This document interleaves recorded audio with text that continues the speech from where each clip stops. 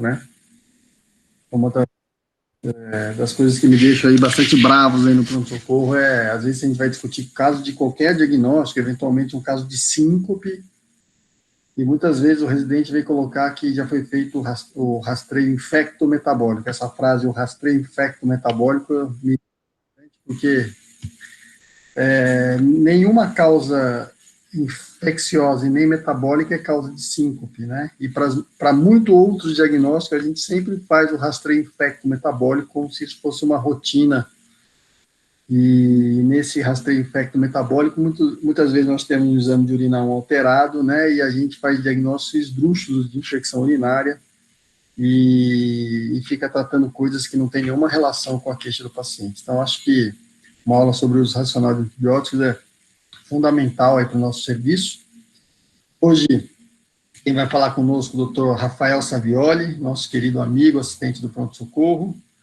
A doutora Sandra não entrou, então eu vou passar a palavra aqui para o Rafa. Rafa, a palavra está com você. Estamos gravando a aula, lembrar que essa é a última aula do ano, né? Um ano bastante peculiar, um ano bastante difícil, mas tenho certeza que o corpo clínico do pronto-socorro se orgulha de todo o trabalho que foi feito aí desde o começo da pandemia até hoje. Então, acho que nós vamos fechar aí com chave de ouro aí com essa aula. Rafa, a palavra está com você. Grande abraço. Bom, moçada, boa noite. Vocês estão enxergando a minha tela, todo mundo? Sim, estamos enxergando. Então, beleza. É o seguinte, para essa última reunião do ano do nosso curso de emergências clínicas, na verdade eu pensei em puxar um tema que sai um pouquinho da casinha, que sai um pouquinho das outras grandes especialidades que a gente vê bastante, né? A gente vê bastante coisa de intensiva, de cardio, de nefro. E o uso racional de antibióticos e a infectologia como um todo é um tema que o clínico em geral tem muita dificuldade. Como o Dr. Veronese falou, a gente acaba usando demais antibiótico no pronto-socorro e às vezes a gente não entende nem o porquê que a gente está usando. O tema uso racional de antibióticos é um tema gigantesco. E aí, para a gente conseguir dar a profundidade que essa reunião demanda, a gente tem que se focar em alguma coisa. Dentro do uso racional, talvez no hospital terciário, uma das coisas que sejam mais interessantes seja a gente pensar um pouquinho sobre resistência bacteriana, certo? A gente vê pacientes já com muitas internações, com muitas comorbidades, e que já passaram por muitos outros especialistas, já tomaram muitos outros antibióticos. E a gente está no fim da fila, a gente vai chegar no fim, né, quando esse paciente chega para a gente. De qualquer modo, se a gente pudesse selecionar dentro do uso racional e dentro da resistência bacteriana um tema que seja mais relevante para a gente no pronto-socorro, a gente teria dois grandes pilares. A gente falaria dos gram-negativos, e a gente falaria principalmente das SBL, das carbapenemases, só que esse é um tema que a gente vai deixar para a próxima aula. Para essa aula, especificamente, eu decidi me focar um pouquinho nas estafilococcíase. Então, a gente vai falar um pouco dos gram-positivos. O foco dessa aula é gram-positivos, mas entendam que em absolutamente todas as partes eu vou estar colocando conceitos de uso racional de antibiótico nessa apresentação. Pois bem, mais ou menos um roteirinho para a gente seguir ao longo da aula. A gente vai começar falando uma breve introdução sobre alguns conceitos microbiológicos que vão ser importantes para a gente mais para frente. Depois a gente vai passar para falar do Staphylo aureus, que seria o grande vilão que a gente enfrenta e vai continuar enfrentando ao longo dos anos, e especialmente a diferenciação em dois tipos de Staphylo aureus resistentes. Tá? Aquele adquirido no hospital, que é o HA, e aquele adquirido na comunidade, que é o CA. E, por fim, a gente vai falar um pouquinho da vancomicina, que é um dos antibióticos que a gente mais usa no dia a dia, só que, de fato, a gente estuda muito pouco sobre ela. Depois, a gente vai passar a falar sobre as alternativas terapêuticas, ou seja, o que fazer quando o uso da vancomicina não dá certo. E aí eu vou trazer um pouquinho do que a gente tem de novo nesses novos antibióticos, a dapto, a linezolida e a ceftarolina. E, por fim, a gente vai falar da resistência à vancomicina, que seriam os maiores monstrinhos que vêm surgindo ao longo dos tempos. Em relação aos objetivos dessa aula, a ideia é revisar o reconhecimento e o tratamento dessas espécies distintas de MRSA. Saber como que a gente encontra eles e saber o tratamento específico. Além disso, o outro objetivo é a gente revisar o perfil farmacológico da vancomicina. De novo, uma droga que a gente prescreve muito, só que a gente não tem muito hábito de estudá-la a fundo. E, por fim, revisar aqueles conhecimentos necessários para a gente escolher alguma alternativa antibiótica caso as coisas deem errado. Esse tema, eu entendo que é um tema muito complexo, é um tema muito denso para a gente apresentar numa aula. Então, acho que se eu apresentasse isso como uma aula tradicional, eu imagino que vocês iam estar dormindo na metade da aula. Vocês vão ver que eu selecionei 2 casos clínicos. Esses 2 casos clínicos são casos reais da Santa Casa. Talvez até algum dos assistentes possam eventualmente se lembrar deles. E a ideia de colocar esse caso clínico no meio é cortar um pouquinho quando as coisas começam a ficar muito densas, tá? Então, eu vou deixar que vocês pensem um pouquinho ao longo da apresentação. Pois bem, a gente começa do começo, e o começo, na verdade, é em 1941. 1941 foi o ano no qual se começou a utilizar a penicilina, o primeiro antibiótico que a gente tem notícia. Fato é que, antes disso, as infecções pelos gram-positivos tinham uma mortalidade altíssima. E, a partir do advento da penicilina, essa mortalidade foi, aos pouquinhos, controlada. Entretanto, vocês vão ver ao longo da aula que o Staphylococcus aureus é um bicho bem ruim. No sentido que, em 41 foi inventada a penicilina, em 44 já havia resistência do Staphylococcus aureus a essa penicilina. E a coisa piorou, de modo que, em 1950, mais ou menos no meio da década de 50, todos os Staphylococcus aureus já eram resistentes à penicilina. A partir disso, a ciência fez uma corrida para descobrir outros antibióticos, eis que, em 58, foi descoberta a vancomicina, que acabou ficando um pouco de lado até algumas décadas para frente, e a meticilina, que passou a ser a arma principal no combate do Staphylococcus aureus. Entendam que meticilina é uma penicilina semissintética, e eu queria que vocês fizessem um vínculo mental. Em toda vez que eu falasse meticilina, vocês pensassem na oxacilina, que é o que a gente usa hoje no dia a dia. Pois bem, em 59 surgiu a meticilina aí, para o combate do estáfilo resistente à penicilina, e o estáfilo se adaptou também 5, 6 anos depois. No comecinho da década de 60, já havia o estáfilo resistente à meticilina. A coisa foi piorando. Ainda na década de 60, esse estáfilo começou a se espalhar ao longo dos Estados Unidos, e na década de 80, esse estáfilo do mal já havia se espalhado no mundo. Eventualmente, a coisa foi piorando. Na década de 80, começou-se a estudar, a se perceber que alguns estáfilos resistentes à meticilina começaram a surgir na comunidade. Eles vão ganhar uma importância um pouco mais para frente. Na década de 1990, aí que começa o surgimento dos grandes monstrinhos, que eu vou falar no fim da apresentação. E o primeiro deles é o VISA. O VISA é o Staphylococcus aureus com resistência intermediária à vancomicina. A primeira vez que ele foi identificado foi no Japão. Aquele estafilococo resistente à meticilina comunitário, que a gente começou a identificá-lo na década de 80, passou a ter maior importância no final da década de 90. Por fim, começo dos anos 2000, salvo engano, em 2003, a gente tem o surgimento do maior de todos os monstrinhos que a gente conhece, que é o VRSA, o Staphylococcus aureus resistente à vancomicina, certo?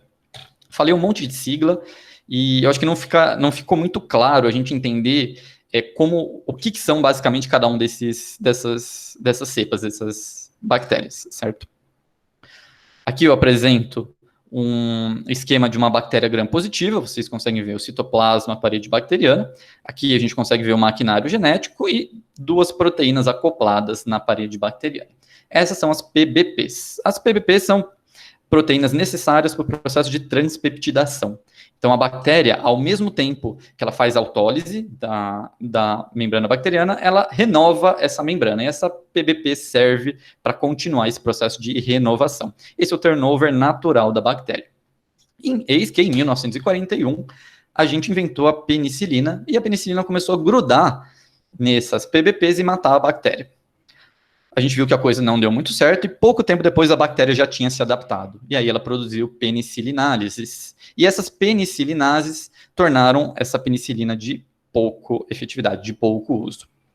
Eis que a gente inventou a meticilina. De novo, vínculo mental, vamos falar de oxacilina.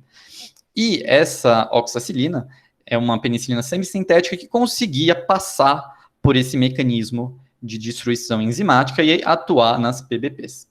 Quando eu estou falando da bactéria que é sensível à oxacilina, eu falo do estáfilo MSSA, certo? Ele é aquele estáfilo que não é tão do mal, que a gente costuma tratar com oxacilina, só que eu não vou falar muito dele na aula. Esse aí é mais ou menos o estáfilo café com leite. A gente vai falar dos bichos um pouco mais complexos. Enfim, assim que a gente descobriu a oxacilina, essa bactéria continuou o processo de mutação, eis que essa bactéria conseguiu mudar essa PBP.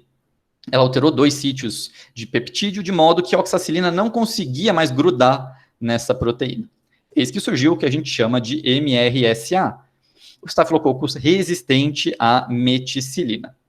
E aí a gente precisou usar a vancomicina para passar por esse mecanismo de resistência. Microbiologicamente, eu vou identificar esse estáfilo como aquele estáfilo que é resistente à oxacilina e que tem uma sensibilidade, uma MIC menor do que 4 microgramas por ml para a vancomicina, certo? Contei para vocês que foi passando o tempo, e um dos primeiros monstrinhos que surgiu foi o Visa, o estáfilo com resistência intermediária à vancomicina. Eu não desenhei aqui exatamente o mecanismo dele.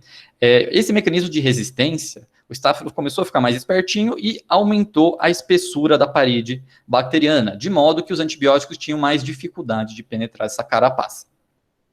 A gente vai considerá-lo o estáfilo que é resistente à oxacilina, que tem uma sensibilidade à vancomicina entre 4 e 8 microgramas por ml. E por fim a gente tem o bicho ruim. E o último bicho ruim que surgiu foi o VRSA, aquele estáfilo que é resistente à vancomicina. Essas PBPs que já estavam mutadas, o estáfilo mutou ainda mais, certo? E aí a vancomicina não conseguia grudar nessa proteína. Por isso que a gente lançou mão, a gente criou outros antibióticos que a gente pode utilizar nesses estáfilos. E aí o que a gente tem de novo? Primeiro a ceftarolina, que ela consegue burlar esse mecanismo de resistência e ela consegue ter uma grande afinidade para PBP e grudar nessa PBP e matar a bactéria. Depois, a gente inventou a daptomicina. Daptomicina gruda diretamente na membrana bacteriana, despolariza a bactéria e mata ela. E por fim, a linezolida, que vai agir principalmente no maquinário genético, que vai grudar na subunidade 50S e inibir a síntese proteica, certo? Bom, quando a gente fala de microbiologia, o pessoal começa a ficar cansado. Então, vamos cortar aí para a gente voltar para um caso clínico real oficial da Santa Casa. Eu trago para vocês um homem de 22 anos. Na verdade, a história dele a gente descobriu um pouco depois do que ele chegou, porque ele chegou e foi entubado. Então, quem contou essa história para a gente foi a equipe do consultório de rua que acompanhava ele. Esse homem ele já era morador de área livre, já tinha um tempinho.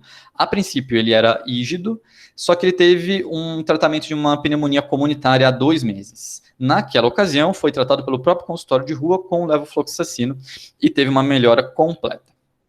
2 meses depois, ele teve um quadro hiperagudo de febre e insuficiência respiratória. A gente fez essa tomografia, que não tinha um padrão típico de COVID, tinha um padrão típico de uma pneumonia necrotizante. Foi realizado o teste de COVID, que deu negativo, e inúmeras pesquisas de Bar, que também vieram negativo, certo? Esse paciente pinga na nossa emergência, e o que eu queria discutir, o que eu queria que vocês refletissem. Qual que seria a antibiótico-terapia empírica para esse caso? Pensem um pouquinho, depois a gente vai voltar nesse caso. Bom, saindo um pouquinho da parte microbiológica, eu vou fazer um link ainda para a gente passar para a parte clínica. O que eu queria comentar com vocês sobre o Staphylococcus aureus meticilina resistente? Eu contei para vocês que, na verdade, ele não é só um bicho, ele não é só uma bactéria. Ele tem 2 fenótipos diferentes. Um deles é o HA, aquele adquirido no hospital. Esse é o irmão mais velho dos Staphylococcus. Foi identificado desde a década de 60, principalmente em usuários de saúde, paciente que ia muito para o hospital, que tinha catéter de longa permanência. E hoje eu defino eles como um estáfilo resistente que cresceu numa cultura depois que o paciente está há mais de 48 horas num serviço de saúde. Por outro lado, um bicho que a gente não lembra que existe, mas ele está aí, está junto da gente, é o MRSA adquirido na comunidade. Ele é o irmão mais novo mesmo, foi começar a ser identificado na década de 80, e a gente vai ver no próximo slide que existem algum perfil de risco para o paciente ter esse estáfilo resistente, certo? Ao longo da linha do tempo, eu imagino que vocês tenham percebido a capacidade do Staphylo aureus de se adaptar. Toda vez que a gente lançava antibiótico, poucos anos depois ele já tinha um mecanismo de resistência, certo? Isso porque o Staphylo aureus é um tipo de bactéria que tem vários mecanismos de componentes genéticos móveis, isto é, plasmídio, isso é cassete cromossômico. Tá? Tudo isso faz com que o Staphylo aureus consiga trocar muito material genético com as outras bactérias de mesma espécie, de espécie diferente. O que é interessante para a gente, até para a gente conseguir diferenciar o HA do CA-MRSA, é entender que existe um componente genético específico, o SCC-MEC. Esse componente genético vai ter o gene MEC-A, que que vai gerar resistência contra alguns antibióticos. Existem 5 tipos desse componente genético, 1, 2 e 3, mais comum no adquirido no hospital, e 4 e 5, mais comum no comunitário.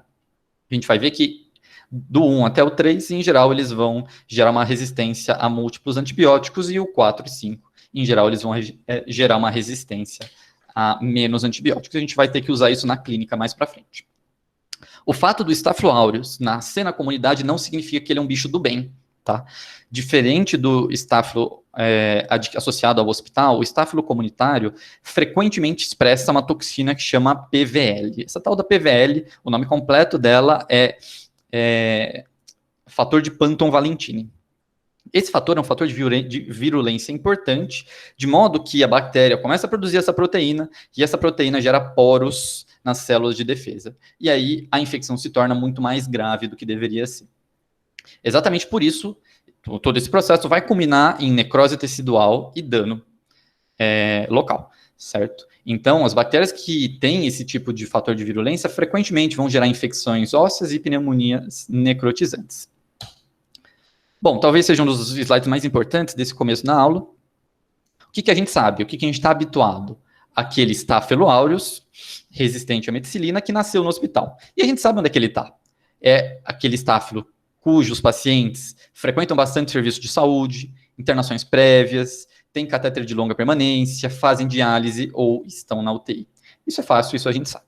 O que a gente não sabe e o que eventualmente a gente esquece, que esse Staphylo MRSA, esse Staphylo resistente, ele também existe em pacientes moradores de rua, em pacientes HIV positivo, crianças, militares, presidiários e pacientes com uso prévio de quinolonas. Então não achem que a epidemiologia desse tipo de Staphylo está longe da gente. A própria clínica apresentada por esses pacientes muda um pouquinho. O Staphylo hospitalar, mais frequentemente, ele vai se apresentar como uma pneumonia nosocomial, com bacteremia e com infecção associado a catéter, formando biofilme. Já o Staphylo resistente comunitário, é bem frequente que ele apareça com infecções de pele, pneumonia necrotizante, osteomielite e bacteremia, certo? Na prática, o que a gente tem que saber para tratar esse bicho? Primeiro, se é o Staphylo MRSA que nasceu no hospital, não tem muito o que pensar, porque ele vai ser multidroga resistente, lembra o que eu falei dos cassetes cromossômicos, e provavelmente ele vai ser resistente a todos os tipos de beta-lactâmicos. Entretanto, o MRSA que nasceu na comunidade, ele vai ter um perfil de resistência um pouco mais brando. Ele costuma ser sensível ou a Bactrim, ou a tetraciclina, ou a clindamicina. Então, essa referência que eu estou trazendo aqui é especificamente para o CA-MRSA latino-americano, que é o que é mais próximo que a gente tem da nossa epidemiologia. Bom, tratamento empírico. Aqui eu não coloquei nada a respeito do MSSA, que o tratamento empírico seria oxacilina, certo? Então vamos deixar isso de lado. Pro MRSA, que nasceu na comunidade, aqueles pacientes que se apresentam sem gravidade clínica, eu posso optar por alguma terapia via oral. E aí, preferencialmente, Bactrim ou clindamicina. Uma outra escolha possível também seria a doxiciclina. Tá? Caso o paciente não tolere esses antibióticos, ou caso ele não tenha melhora, aí a segunda linha já é vancomicina. Certo? Vocês vão ver que a literatura estrangeira também traz como possibilidades a linezolida, dapto e a ceftarolina, que a gente vai falar no final da aula. Especificamente, um antibiótico chamado tigeciclina. A princípio, a literatura brasileira fala que é uma possibilidade, só que o FDA não aceitou registrar esse medicamento, porque alguns estudos mostram que ele tem um aumento de mortalidade. Então, vamos deixar a tigeciclina de lado. Tá? Por outro lado, esse aqui é o CA-MRSA sem gravidade. Quando ele se apresenta com gravidade clínica, ou quando eu acho que eu estou lidando com um MRSA que surgiu no hospital e não tem jeito, a primeira droga vai ter que ser a vancomicina, com as opções utilizando como segunda linha, correto? O que a gente tem até agora sobre a vancomicina? Primeiro, mecanismo de ação, a vancomicina vai ligar na PBP, só que ela se força a ligar especificamente nesse terminal, nesse D-alanil, D-alanina. Tá? Isso não é tão importante para a prática clínica. O que é muito importante para a prática clínica e às vezes a gente não pensa muito. É um antibiótico que tem uma farmacodinâmica e farmacocinética que não é muito legal, certo? E, para começar, vale a gente pensar no volume de distribuição. O que é isso?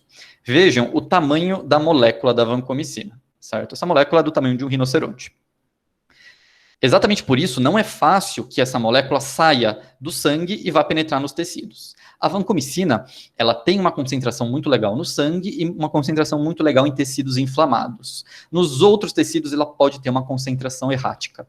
Ou seja, não adianta a gente prescrever a vancomicina para a bactéria certa, no foco certo, na dose certa, e eventualmente a gente pode ter falha terapêutica simplesmente porque o antibiótico não consegue chegar lá.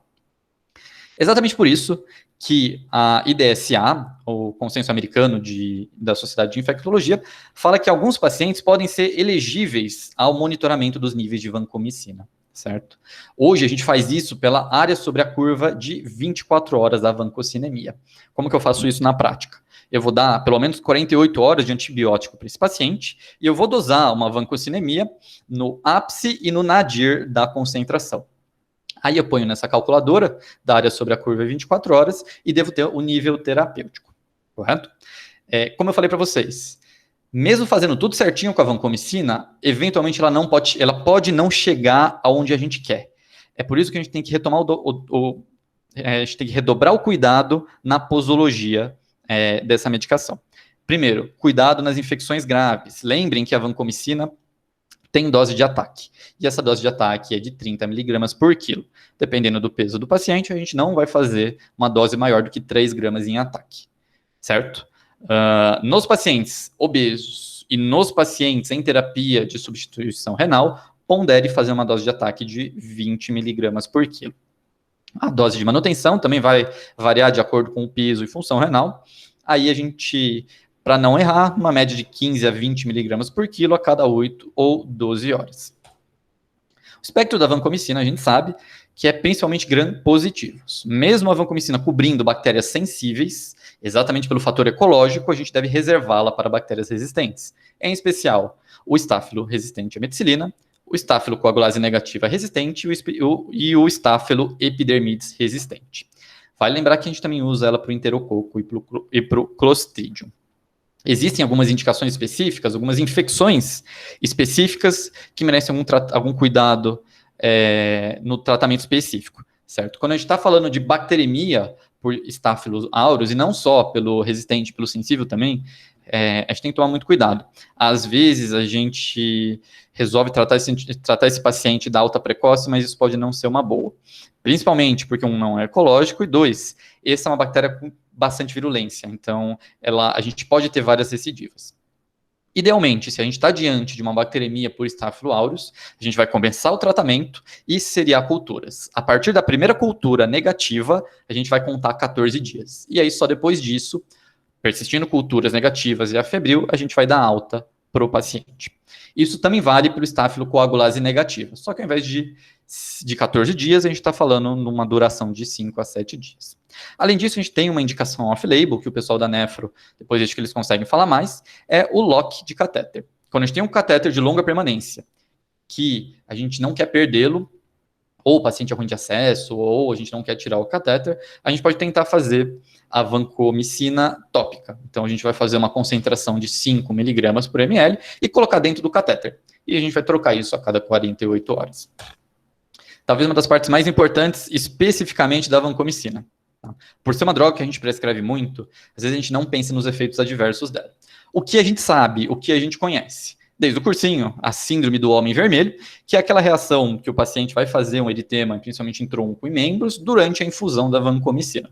Caso o paciente apresente essa reação, sem trauma, vamos diluir um pouco mais a medicação e vamos infundir ela de 90 a 120 minutos. O que a gente sabe também é da nefrotoxicidade associada à vancomicina. As referências variam, se a gente for pesquisar um pouco de referência de nefro e referência de infecto, mas bate mais ou menos 10%. Interessante a gente pensar que é difícil a gente calcular a incidência real da nefrotoxicidade por vancomicina, porque esses pacientes que tomam vancomicina não são pacientes tranquilos, são pacientes que têm inúmeros fatores confundidores. Frequentemente eles estão sépticos, frequentemente eles estão na UTI, frequentemente estão tomando alguns outros antibióticos. Enfim, esses dois itens a gente sabe. O que a gente não sabe ou eventualmente não lembra? Primeiro, vancomicina é uma causa importante de síndrome DRESS. Tá? Dos antibióticos, o antibiótico que mais causa síndrome DRESS, apesar de não ser muito comum, 1% dos casos. Além disso, a vancomicina tem um efeito mielossupressor. Então, ela pode causar trombocitemia e, pior de tudo, ela pode causar neutropenia. A neutropenia é mais comum em pacientes que tomam vancomicina por mais de 3, 4, 5 semanas, tá? E aí a gente costuma ver mais nos pacientes com infecção óssea ou endocardite. Seguindo, começou a ficar denso e complexo e chato de novo, vamos voltar para o nosso caso clínico e pensar um pouquinho. A gente tem um homem de 22 anos que, imagino que até o começo da aula, a gente não lembrava que ele podia estar infectado por mais bactérias que a gente gostaria. Então, o que ele tem de fator de risco relevantes para a gente? Ele é um morador de área livre que tratou com quinolona há 2 meses. Além disso, ele chegou aqui com um quadro respiratório agudo e uma imagem gigantesca de uma pneumonia necrotizante, certo? Racionalmente falando, o que eu preciso para esse paciente? Esse paciente está grave, então a gente não pode errar o antibiótico. Depois, esse paciente está grave. Idealmente, a gente vai preferir um antibiótico bactericida. Pensando no espectro que a gente tem que cobrir, estatisticamente falando, o que seria mais comum para pneumonia, a gente está falando no bom e velho pneumococo. Entretanto, esse paciente ele teve exposição a antibiótico de amplo espectro já tem um tempinho. Então, talvez vale a pena a gente ponderar em aumentar o espectro para cobrir alguns gram-negativos um pouco mais resistentes. E, além disso, esse paciente tem uma pneumonia necrotizante. Então, vale a gente pensar também em germes anaeróbicos, tá? Então, eu quero cobrir pneumococo, quero cobrir gram-negativo com um certo nível de resistência, eu quero cobrir anaeróbico, a princípio, piperacilina tazobactam. Aí não tem muito segredo, imagino que vocês não tenham muita dificuldade nessa prescrição. Entretanto, lembrando dos fatores de risco, morador de rua, levofloxacino e pneumonia necrotizante, vale a pena a gente também prescrever empiricamente a vancomicina. O que aconteceu nesse caso? O paciente foi entubado, assim que ele foi entubado, tinha uma saída importante de secreção traqueal, a gente coletou hemoculturas e secreções traqueais. Alguns dias depois, o que saiu na hemocultura foi um estafilococo aureus resistente à oxacilina. Então, provavelmente se tratava de um CA-MRSA mesmo. Quando saiu essas culturas, a gente descalonou a pipetazo e terminou o tratamento só com vanco. Alguns dias depois, o paciente foi entubado, foi para casa. Bom, o que falamos até aqui? Já discutimos a introdução e já discutimos a parte clínica do Staphylococcus aureus, certo? Agora a gente vai falar um pouco do que a gente tem de novo dos antibióticos, que talvez a gente não tenha até tanta mão, a gente não tenha até tanto conhecimento. Antes que a coisa fique chata de novo, vamos pensar num caso clínico também real, oficial da Santa Casa. A gente tem um homem de 45 anos que ele já estava internado no nosso serviço. Na verdade, ele internou na Santa Casa por conta de uma bacteremia por MRSA. Ele já contou que ele era usuário de drogas injetáveis, aí provavelmente era esse o foco da infecção. Ficou internado por 20 dias, foi feito um eco transtorácico, foi feito um eco transesofágico, todos absolutamente normais, e todas as culturas seriadas negativas com o paciente há um tempão afebril. Optou por dar, ele já tinha todos os critérios para alta, estava ótimo, a gente optou por dar alta para ele. 3 ou 4 dias depois, esse paciente volta um pouco toxemiado e com um sopro novo em foco tricúspide. Ele foi admitido, a gente fez um eco transtorácico, que veio liso, e a gente fez um eco transesofágico, que tinha uma vegetação pequenininha. Tá? Reculturamos esse paciente e na nova cultura surgiu um Staphylococcus oxacilina resistente. Provavelmente o mesmo MRSA da primeira internação. Não pensamos muito, a gente já prescreveu vancomicina. Mais ou menos no D8 de vancomicina, só que se atentem que o D8 de vancomicina não é D8. O D8 de vancomicina, na verdade, somando tudo, seria D28. Esse paciente foi ficando neutropênico. Tá? Chegou a bater 700, 600 neutrófilos. Chamamos a hematologia sugeriu que a gente substituísse o antibiótico. E eis que eu pergunto para vocês, o que a gente faz? Pelo que a gente substitui esse antibiótico?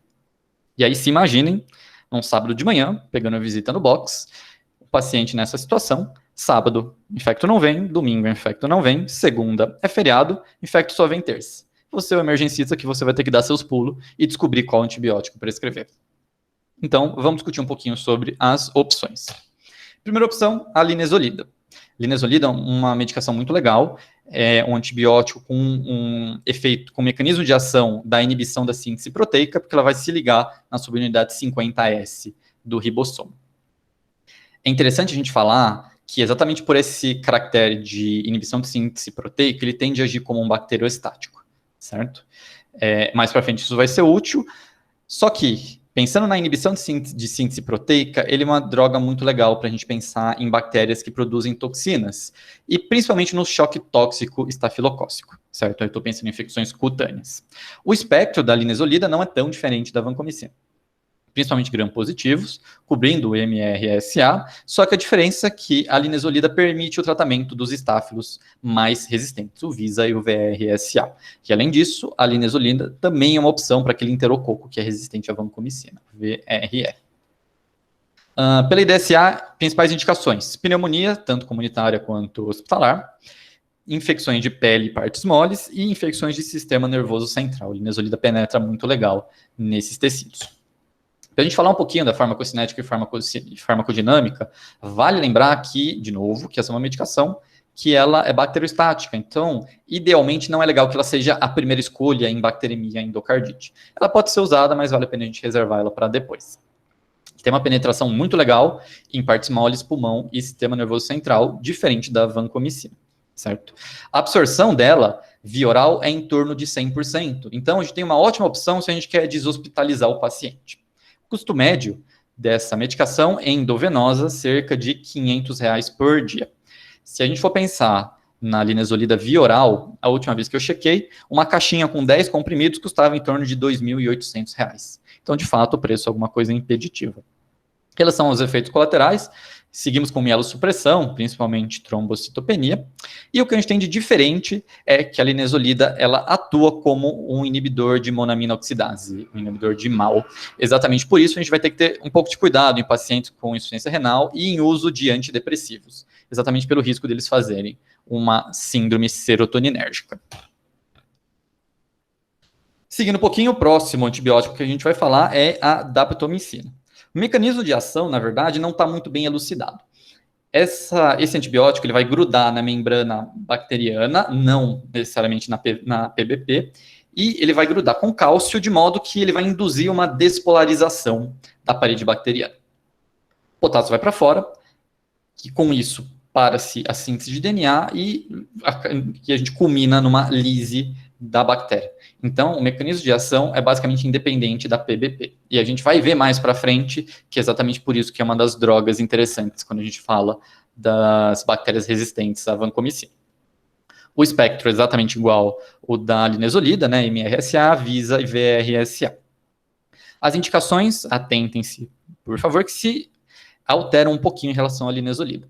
Continuamos com pele e partes moles, tiramos pulmão, tiramos sistema nervoso central e adquirimos a cobertura para bacteremia e endocardite. O que vale a pena falar de farmacodinâmica e farmacocinética? Primeiro, é uma medicação bactericida, exatamente por isso que ela toma um lugar legal para a gente tratar infecção de corrente sanguínea e endocardite.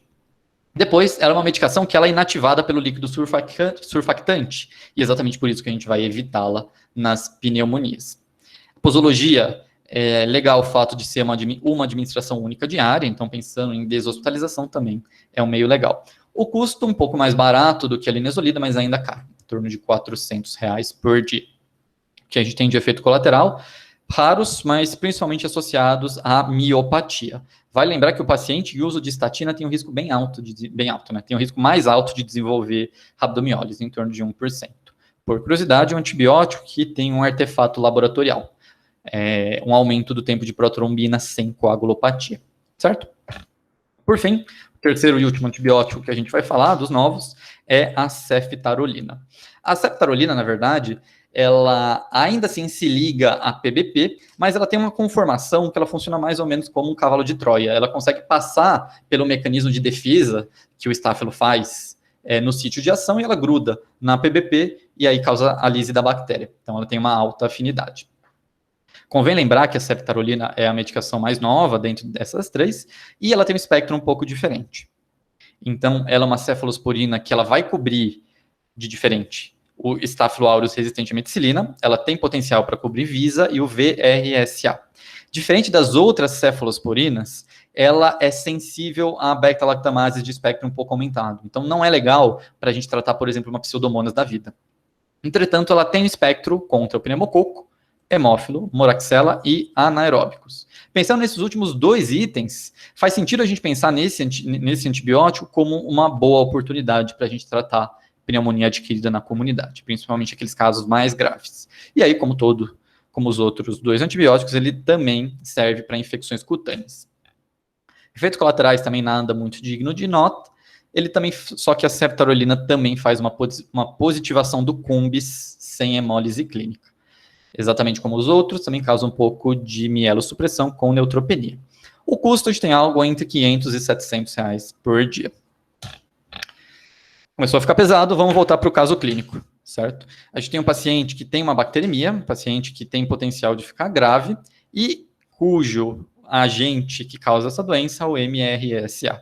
Tentamos tratar com vanco, não deu certo, vanco deixa de ser uma opção. Conduta realizada nesse momento, a gente suspendeu a vanco e prescreveu a daptomicina. E vejam que legal, assim que foi suspenso a vancomicina, 2 ou 3 dias depois, os neutrófilos desse paciente já melhoraram, tá? Já voltaram quase aos níveis normais.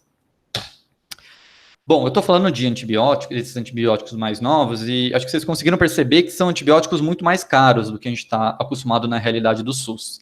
A vancomicina, cada ampola, custa cerca de R$20. E os outros antibióticos, a linezolida, R$500 por dia, a daptomicina, R$400 por dia. Pensando assim, parece que talvez isso seja totalmente inviável para a gente usar, tanto no particular, ou menos viável no particular e inviável para o SUS. Mas vejam que interessante. Eu construí aqui uma balancinha com alguns estudos que comparavam o custo do tratamento de infecções baseados em vancomicina e baseados em linezolida. Basicamente, todos esses estudos comparavam em 2 braços, mesma infecção, tratado por vanco, tratado com linezolida. Primeiro estudo que a gente tem é o McKinnon, dizendo que o custo médio da internação de paciente com infecção de pele com vancomicina era 5.700 e o custo médio da linezolida 4.800. Então, ponto para a linezolida por ser mais barato, o total da internação. Patton Allen, em 2007, também fez o mesmo estudo, e a gente viu que o custo da internação na terapia baseada em vancomicina foi R$12.000, e na terapia baseada em linezolida, R$8.900. DeCock, 2009, mesma coisa, $18.000 para vancomicina e $12.000 para linezolida, mais um ponto para linezolida. E por fim, Bontavong, em 2011, calculou uma média de €8.700 para vancomicina e €7.700 para linezolida. Vale lembrar que a maioria desses trabalhos acabaram estudando pacientes com infecções cutâneas e pós-cirúrgicos. De qualquer jeito, uma coisa para a gente refletir como perspectiva futura. Talvez a vancomicina seja uma economia burra. Talvez a gente consiga, mesmo utilizando uma droga mais barata, se a gente for pensar no overall da internação, a gente ter uma redução de custo, certo? Então fica aí a reflexão para vocês. Falamos introdução, falamos do estáfilo, falamos das alternativas e agora a gente vai terminar falando dos bichos ruins. E os bichos ruins são aqueles bichos que têm algum grau de resistência à vancomicina. O primeiro deles que eu vou apresentar para vocês é aquele S. aureus com resistência intermediária, o VISA. Quando a gente fala do VISA, na verdade, a gente tem que entender que esse bicho ele participa de 2 espectros diferentes. O primeiro, que é o H-VISA, que é o estáfilo com resistência intermediária heterogêneo. O que é isso? Vejam que coisa louca. Esse estáfilo, ele funciona mais ou menos como se fosse um biofilme. Então, no mesmo inóculo, a gente tem bactérias que são sensíveis à vancomicina e bactérias que são resistentes à vancomicina, certo? A gente imagina que isso surgiu por alguma exposição a beta-lactâmicos e colistina como um efeito epigenético. Mas esse H-VISA, ele tem um MIC menor do que 2, ou seja, ele funciona como se fosse um MRSA normal. E a gente só identifica que existe algum componente resistente à vancomicina dentro dele por testes genéticos. Então, a gente tem uma dificuldade de detecção gigantesca. Esse aí é aquela bactéria super resistente que está nadando na nossa piscina, só que a gente simplesmente ignora ela porque a gente não consegue detectá-la, certo? Não achem que isso é coisa do primeiro mundo, já temos casos aqui no Brasil. O artigo mais recente que eu li foi um artigo, salvo engano, de Santa Catarina, de 2017, que, dentro de um espaço amostral de 170 amostras de MRSA, ele identificou 5% das amostras como H-VISA. Então, esse bicho está por aí, a gente só não consegue detectá-lo. Depois dele, e aí um pouco mais grave, a gente tem o VISA propriamente dito. Esse VISA, que eu estou falando, é um inóculo que, basicamente, todas as bactérias vão ter uma resistência intermediária à vancomicina. Aqui, percebam vocês que o MIC muda, de 2 ele passa para um MIC entre 4 e 8 microgramas por ml. Provavelmente, esse VISA veio originário dessas bactérias resistentes do H-VISA, certo? O mecanismo de resistência, eu já falei para vocês, não é exatamente a expressão de uma proteína nova, só a bactéria que ela adquire um espessamento da parede celular. Ela ganha mais casca e, por isso, os antibióticos penetram um pouco menos. E aí, o que a gente tem do maior dos monstrinhos, por sorte, ele é um micróbio bem raro. A gente tem alguns casos nos Estados Unidos. Interessante que ele surgiu em pacientes com co-infecção do MRSA com o enterococo resistente à vancomicina. Esse enterococo, ele doou um gene chamado VAN-A para o MRSA. E esse gene codificou uma alteração estrutural no receptor da vancomicina. O receptor da vancomicina, do MRSA, como eu contei para vocês, a vancomicina vai grudar no terminal de alanina de alanil. Os pacientes com o VRSA, eles vão mudar essa D-alanina, eles vão adquirir um D-lactato. E aí a vancomicina não consegue grudar nesse terminal.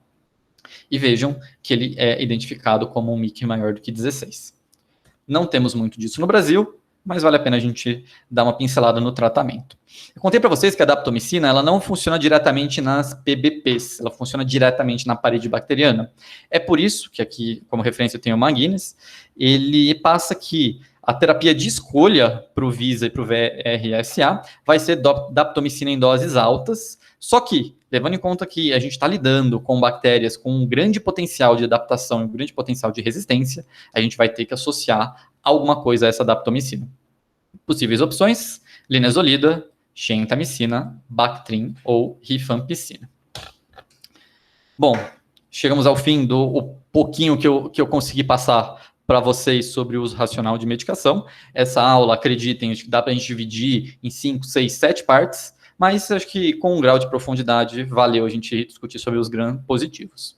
O que vale a pena a gente levar para casa e levar para a nossa prática clínica? O MRSA está aí com a gente. O MRSA hospitalar é aquele que a gente conhece. E, em geral, ele é multiresistente. Então, para o tratamento específico, não tem o que pensar, vai ser vancomicina.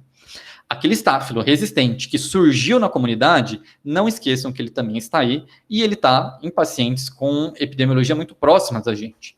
Pacientes em situação de rua, imunossuprimidos e pacientes em uso de quinolona. Os casos mais leves, em especial infecções cutâneas, vale a pena a gente fazer um teste terapêutico com Bactrim, doxiciclina e clindamicina. Pacientes refratários ou graves, não tem o que fazer, vamos pular para a vancomicina. Vancomicina é essa, que é um remédio que, como eu já falei, a gente prescreve muito, mas estuda pouco. Não esqueçam que a vancomicina ela tem uma dificuldade especial de penetrar em alguns tipos de tecidos e algumas vezes isso pode determinar falha terapêutica. Por isso que a gente tem que redobrar o cuidado na posologia dessa medicação. Não esqueçam que alguns pacientes são elegíveis à dose de ataque, coisa que eu estou falando de em torno de 30 mg por quilo, e tenham cuidado de fazer a manutenção adequada. Dos efeitos adversos, além daquele feijão com arroz que a gente já sabe, não esqueçam que a vancomicina pode causar neutropenia, trombocitemia e síndrome de Rez, e muitas vezes a gente vai ter que suspender o antibiótico por conta desses efeitos colaterais. Também tenham atenção na duração da antibiótico terapia, principalmente nas bacteremias. Por fim, o que eu trouxe de novo para vocês são os 3 antibióticos que são uma alternativa à vancomicina. O primeiro deles é a daptomicina. Na verdade, os 3 antibióticos eles vão cobrir infecções cutâneas, então vamos deixar isso meio de lado, certo? A daptomicina, como eu expliquei para vocês, é um antibiótico bactericida, exatamente por isso, uma medicação legal para a gente usar em bacteremias e endocardites. E acaba sendo a nossa principal arma contra as bactérias mais resistentes, como o VISA e o VRSA. Entretanto, a daptomicina é inativado pelo surfactante. E aí vale a pena a gente evitar essa medicação nas pneumonias. A linezolida tem um espectro parecido com a dapto, entretanto, ela não é inativada pelo surfactante, passando a ser uma opção para as pneumonias. Além disso, ela tem uma penetração legal no sistema nervoso central e também é um coadjuvante no tratamento do VISA e do VRSA. Entretanto, exatamente pela sua característica de bacteriostático, ela não é a primeira escolha nas bacteremias e nas endocardites. Entretanto, é uma medicação muito legal quando a gente quer deshospitalizar o paciente, porque ela tem uma absorção em torno de 100%. E aí o que temos de mais novo é a ceftarolina, que basicamente ela é uma cefalosporina que vai cobrir os principais germes da pneumonia comunitária, além dos anaeróbicos, com o bônus de cobrir o MRSA. Entretanto, não é uma droga muito legal quando a gente está lidando com bactérias muito resistentes. O que vale a pena a gente sentar para estudar um pouco depois dessa aula? Como eu falei, o uso racional de antibiótico vai muito longe. Vale a pena a gente também ter um pouquinho de crítica, que a gente tem muito hábito de ler diretriz de cardio, a gente tem hábito de ler diretriz de intensiva, de pneumo e assim vai. Só que a gente não costuma ter hábito de ler diretriz de infecto. E vale a pena a gente estudar um pouco sobre isso, tá? O que eu sugiro para vocês é a leitura dos guidelines da IDSA, mas lógico, com um pouco de crítica. Tá? Aqui a gente está falando da Sociedade Americana de Infectologia. A gente sabe que a microbiologia dos Estados Unidos é um pouco diferente da nossa. Um ponto para a gente ter crítica. Outro ponto para a gente ter crítica. No Brasil, a gente quase não faz estudo de infectologia. Então, não quer dizer que essas bactérias resistentes não existam aqui no Brasil. Quer dizer que eu só não estudo elas. Então, vale a pena a gente sentar com calminha para ler uma outra diretriz daqui. E para o dia a dia, também muito bom ter no celular o Guia Stanford. Salvo engano, está entre R$80 e R$90 a anuidade e tem absolutamente tudo que vocês vão precisar do dia a dia para uma consulta rápida. O que eu queria trazer para vocês é isso. E aí, eu passo a palavra para o Dr. Veronese para ver se vocês quiserem discutir alguma coisa. Maravilha, Rafa. Excelente revisão. A doutora Sandra disse que teve uma intercorrência e não vai poder estar presente. Mandou um beijo a todos. Eu transmito aí o beijo da querida chefe. E passo a palavra aí para quem quiser fazer algum comentário, alguma pergunta. A palavra está com vocês.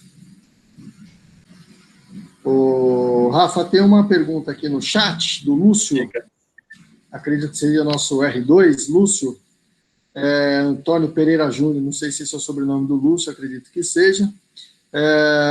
Quanto a Teico entraria como opção a Vanco? Ele faz essa pergunta aqui no chat.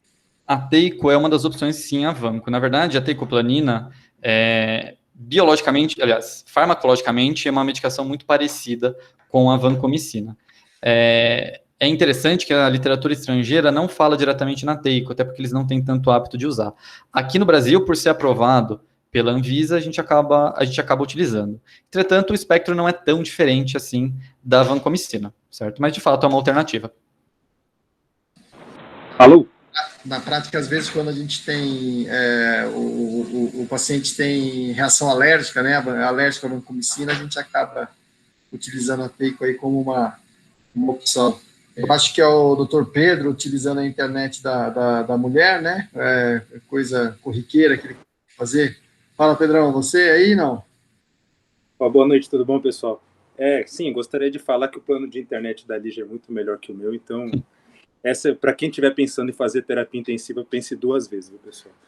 Mas, em primeiro lugar, queria parabenizar o Veronese pelo ano, assim, foi muito bom começar a ter essas aulas, assim, acho que foi muito bom para nós todos, assistentes e para os residentes também, e parabenizar o Tuiu pela aula sensacional. Eu só queria comentar da Teico, uma coisa interessante da Teico é que ela não tem, pelo menos descrita, correção pela função renal, né? Então, tem gente que tem que isso não tem provado, não tem nada provado custo-efetividade, mas tem gente que advoga que talvez seja custo-efetivo por não ter que fazer correção pela função renal. A gente não sabe se a gente não tem estudado essa correção pela função renal ou se realmente ela não precisa. Mas como não é descrita, então tem lugares que usa Teico para não dosar vancocinemia. Eu queria até perguntar para o Tuiu, qual foi o principal fator de custo da vanco ser mais cara nesses estudos gringos aí? Foi a dosagem da vancocinemia? Foi falência terapêutica? Na verdade, esses 4 estudos, eles divergem um pouquinho. Um dos estudos mais claros que consegue responder essa pergunta é o primeiro, o McKinnon de 2006. primeiro, comparando o braço da vancomicina com a linezolida, de fato, a linezolida é mais caro do que a vancomicina, e encarece mais ou menos $400 por internação. Entretanto, a grande vantagem da linezolida é o tempo do leito, que provavelmente a gente consegue deshospitalizar esse paciente mais cedo, pensando que a linezolida tem uma absorção muito boa via oral. Então, você consegue tirar ele do hospital mais rápido. E esse desconto, essa economia que a gente faz no tempo de hospitalização é responsável pelo total do custo ser mais barato na linezolida. Só que também vale a pena discutir que todos esses estudos que eu trouxe de custo, eles falam de infecção cutânea. Tem um estudo, que até o De Kock, que foi uma das referências, que ele fez, salvo engano, na Alemanha, que ele estudou pneumonia pneumonia de ventilação mecânica. E, nesse caso, o custo... a gente não tem a custo-efetividade, só que ainda assim a linezolida parece ser mais efetiva do que a vancomicina.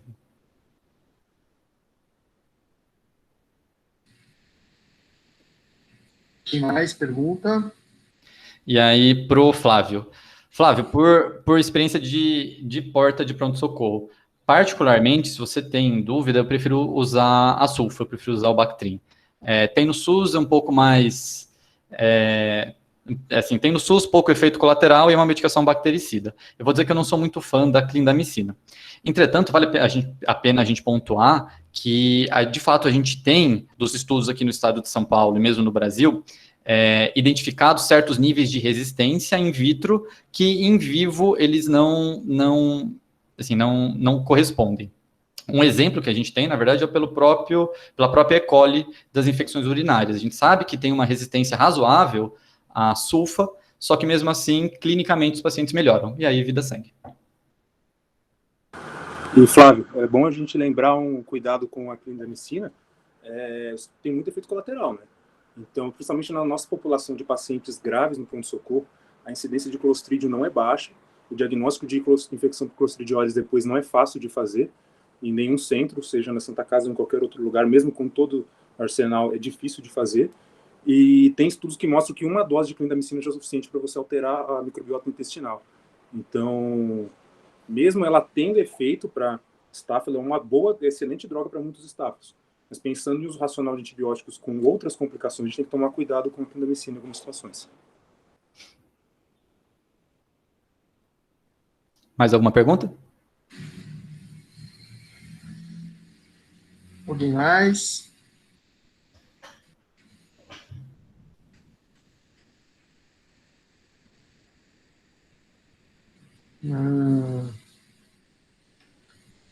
Bom, pessoal, se ninguém tiver mais nenhuma questão, a gente vai encerrando por aqui e fechando o ano aí de 2020. Rafa, já mandei para você o seu certificado aí da apresentação, para você guardar aí. Queria agradecer a participação de todos e lembrar que em 2021 a gente retorna, essa aula a gente vai fazer o upload em breve aí para o nosso canal, e queria desejar um grande abraço a todos, boa noite a todos, e bom Natal, né, e bom Ano Novo aí a todos.